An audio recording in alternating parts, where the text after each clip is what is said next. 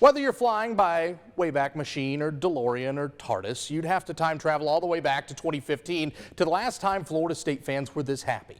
3-0. It's hard to believe it's been 7 years, but that's exactly where this program has been. Florida State seems to be coming out of it. 3-0. A whole lot of optimism, but still a whole lot of held breath throughout the Florida State fan base regarding injured Seminoles. Jordan Travis, of course, got the big headlines on Friday night, leaving the game before the end of the first half with an apparent lower body injury, but he's just the tip of the iceberg. We saw plenty of guys leave this game.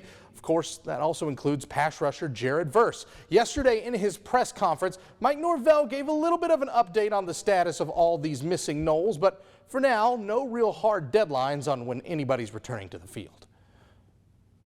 Coming through this weekend, you were able to get, further testing and evaluation, and, with all those guys, with Jordan, Jared, Rob, Malcolm. I mean, there was a lot of guys that went down at different times throughout the course of that game. But, we got, I felt very good about where, a lot of those reports, came back, and we'll continue to evaluate it as the week goes on.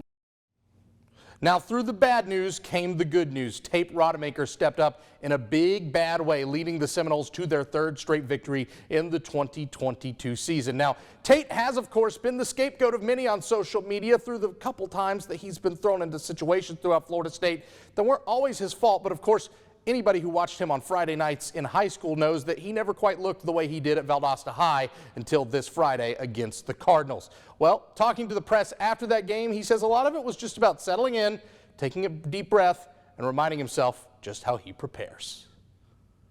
Just told myself it's just like practice. I've been doing it all week, so it transfers over to the game, so just stay calm out there.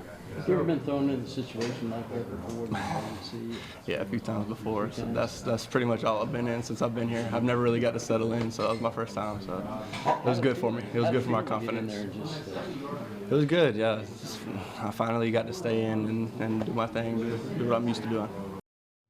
So as far as what's next for the Noles, well, it's Saturday night, 8 p.m., prime time under the lights at the brick house that Bobby built against the Boston College Eagles. But if you're looking for a kickoff time for homecoming against Wake Forest, well, you're still going to be waiting just a little bit. The conference and ESPN 6-day optioning that game, which means that we won't know until next Sunday when the Noles will be playing.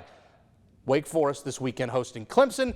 Clemson's game next weekend against NC State has also been 6-day optioned. So I'd imagine if there's a Wake Forest upset this weekend in Winston-Salem, Florida State and Wake will be playing in prime time.